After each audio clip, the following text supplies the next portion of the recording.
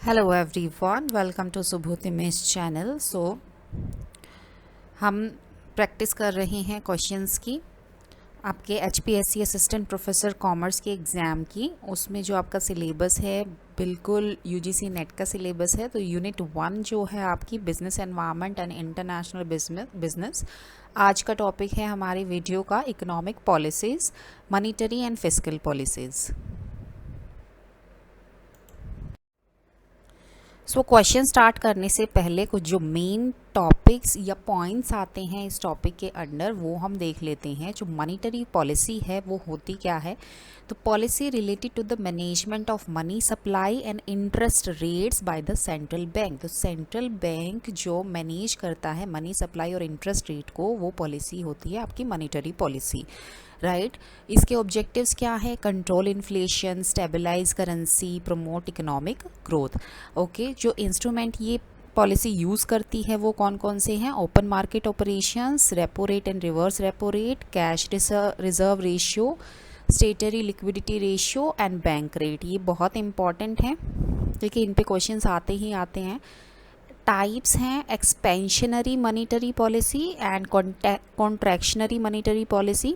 Expansionary monetary policy में क्या होता है?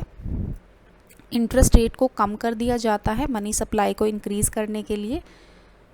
कॉन्ट्रैक्शनरी मॉनेटरी पॉलिसी क्या है? इंटरेस्ट रेट को रेज कर दिया जाता है मनी सप्लाई को डिक्रीज करने के लिए, राइट। तो क्या इम्पैक्ट होते हैं? इन्फ्लेशन पे इन्फ्लुएंस करती है मॉनेटरी पॉलिसी, एम्प्लॉयमेंट पे इफ़ेक्ट करती है और जीडीपी के में चेंज लेके आती है, राइट। नेक्स्ट है फिस्कल पॉलिसी। फिस्कल पॉलिसी क्या है? Government policies regarding taxation and public spending. इसके ऑब्जेक्टिव्स क्या हैं? Economic stability, income redistribution and public welfare. Components क्या हैं इसके? Taxation policy and government spending. Taxation में टाइप्स ऑफ टैक्सेस आ गया, direct and indirect, progressive and regressive tax. Government spending में public infrastructure, social programmes, example education and health care. Types फिर से इसके सेम है मॉनेटरी पॉलिसी वाले। Expansionary fiscal policy, यहाँ पे एक्सपेंशनरी फिस्कल पॉलिसी में गवर्नमेंट क्या करती है? स्पेंडिंग को इंक्रीज कर देती है और टैक्स को कट कर देती है इकोनॉमिक एक्टिविटी को बूस्ट करने के लिए, राइट। नेक्स्ट है कॉन्ट्रैक्शनरी फिस्कल पॉलिसी। इसमें क्या गवर्नमेंट स्पेंडिंग को रिड्यूस कर देती है और इंक्रीज कर देती है टैक्स को इन्फ्लेशन कर्व करने के लिए। इम्पैक्ट क्या होगा? Multiplier effect on the economy, influence on aggregate demand and budget deficit और surplus management.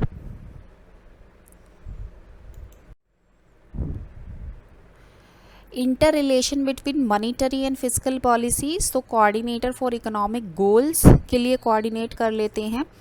Managing inflation and unemployment, stabilising the business cycle. फिर पॉलिसी कॉन्फ्लिक्ट्स मेन पॉइंट है, fiscal dominance versus central bank independence. Then policy mix, तो बहुत policies को combine कर देते हैं for optimal economic outcomes के लिए। सो ये केस स्टडीज़ हैं या एग्जाम्पल्स कह सकते हो आप कि ग्लोबल फाइनेंशियल क्राइसिस आया था 2008 में, तो एक्सपेंशनरी मॉनेटरी पॉलिसी को अप्लाई किया था और फिस्कल पॉलिसीज़ को यूज़ किया गया था। और एक एग्जाम्पल है इंडियाज़ डीमोनेटाइजेशन 2016 में आया था, तो इसमें monetary policy effects on cash supply. So चलिए स्टार्ट करते हैं questions. Question is which of the following is not a tool of monetary policy. So इसमें से कौन सा मॉनेटरी पॉलिसी का टूल नहीं है? ओपन मार्केट ऑपरेशन है, डिस्काउंट रेट है, रिजर्व रिक्वायरमेंट है। Government spending is the tool of fiscal policy, not the monetary policy. तो option number C is the correct answer. Question is fiscal policy refers to government revenue and expenditure policy. Option number B is the correct answer. Question is which institution is primarily responsible for implementing monetary policy in India? तो कौन सा institution है जो monetary policy India में implement करने के लिए responsible है? That is Reserve Bank of India. Option number B is the correct answer. Question is expansionary fiscal policy is characterized by, so expansionary fiscal policy में क्या होता है? जो गवर्नमेंट स्पेंडिंग है, गवर्नमेंट स्पेंडिंग को इंक्रीज कर देती है और टैक्सेस को लोअर कर देती है। So remember it. Option number C is the correct answer. Question is the main goal of contractionary monetary policy is to. तो कॉन्ट्रैक्शनरी मॉनेटरी पॉलिसी का मेन गोल क्या होता है? इन्फ्लेशन को कम करना. Option number B is the correct answer. Next question, an increase in the reserve requirement for banks will. अगर bank की जो रिजर्व रिक्वायरमेंट है वो इंक्रीज हो जाएंगी तो क्या होगा? इससे क्या होगा? जो आपकी मनी सप्लाई है वो डिक्रीज हो जाएगी. Option number B is the correct answer. Next question, which of the following is the characteristic of fiscal policy. Fiscal policy की कैरेक्टरिस्टिक क्या है? Option C, it includes changes in government spending and taxation. Option number C is the correct answer.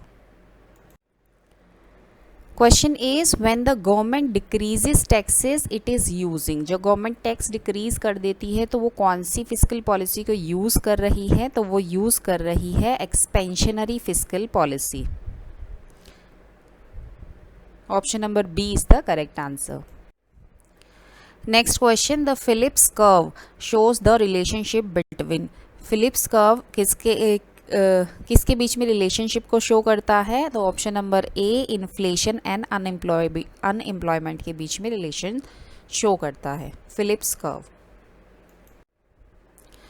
Next question, which of the following is likely to occur if the central bank increases the discount rate. तो central bank अगर discount rate increase कर देगा तो क्या होगा? तो banks, option number B, banks will reduce their lending to consumers. Option number B is the correct answer.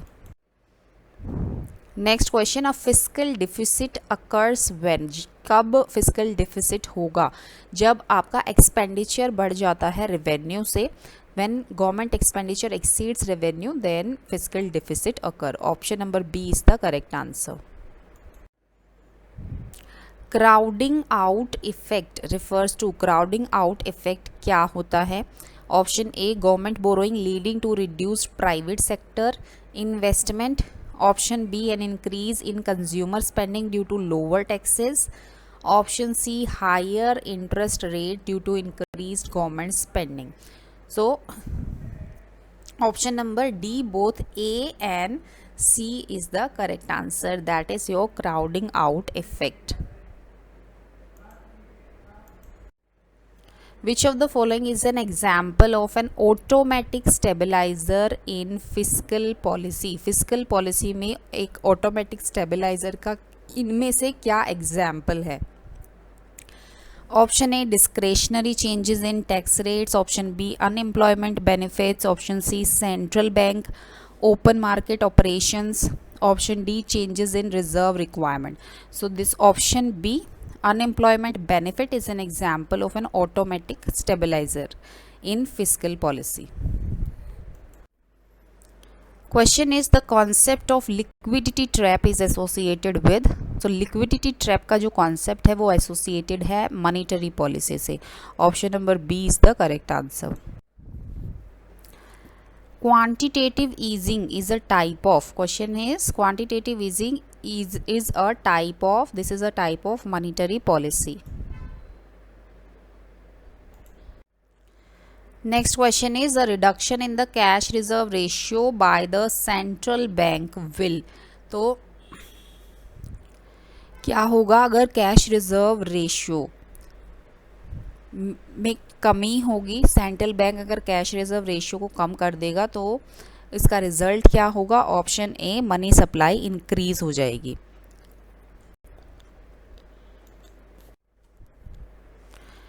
Next question, the Laffer curve illustrates the relationship between. Laffer curve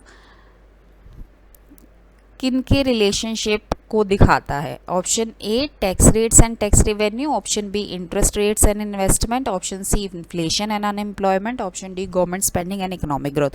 सो ये दिखाता है आपका relationship tax rate and tax revenue. ये question आ भी चुका है HTET में, I think. Option A is the correct answer. Next question, a supply side economic policy is most likely to focus on. तो सप्लाई साइड इकोनॉमिक पॉलिसी किस पे focus करती है? Reducing regulations and lowering taxes. Option number C is the correct answer. Next question, the multiplier effect is in fiscal policy refers to. काफ़ी important question है। Multiplier effect in fiscal policy क्या होता है? ये होता है आपका option B, the increased effect on total output from a change in the government spending. Option number B is the correct answer. Next question, what is the primary objective of the monetary policy? तो monetary policy का primary objective है inflation को control करना। Option number B is the correct answer. Next question, which of the following is not an effect of expansionary monetary policy? Expansionary monetary policy का इनमें से कौन सा इफेक्ट नहीं है? लोअर इंटरेस्ट रेट है, इंक्रीज इन्वेस्टमेंट है, हायर इन्फ्लेशन है, इंक्रीज टैक्स रेवेन्यू। तो ये वाला आपका एक्सपेंशनरी फिस्कल पॉलिसी के अंडर आपका आ जाएगा। तो this is not an effect of expansionary monetary policy. Option number D is the correct answer. Next question, which of the following statements is true about fiscal policy during a recession? Recession के दौरान fiscal policy के बारे में क्या इन options में से true है? तो option number C, government should increase spending. Spending को इंक्रीज करेगी गवर्नमेंट और टैक्सेस को डिक्रीज कर देगी। Next question, stagflation refers to a situation where. Stagflation कौन सी सिचुएशन होती है? जब अनएम्प्लॉयमेंट एंड इन्फ्लेशन दोनों हाई होते हैं। Option number C is the correct answer. Next question, which policy is likely to be use to combat deflation? Deflation को combat करने के लिए कौन सी पॉलिसी यूज़ की जाती है? वो यूज़ की जाती है आपकी expansionary monetary policy. Option number B is the correct answer. Next question, the term budget surplus refers to. Budget surplus का मतलब क्या होता है? A situation where government revenue exceeds expenditure. Option number B is the correct answer. So thank you so much. If you liked the content, please do like, share and subscribe my channel. Thank you so much.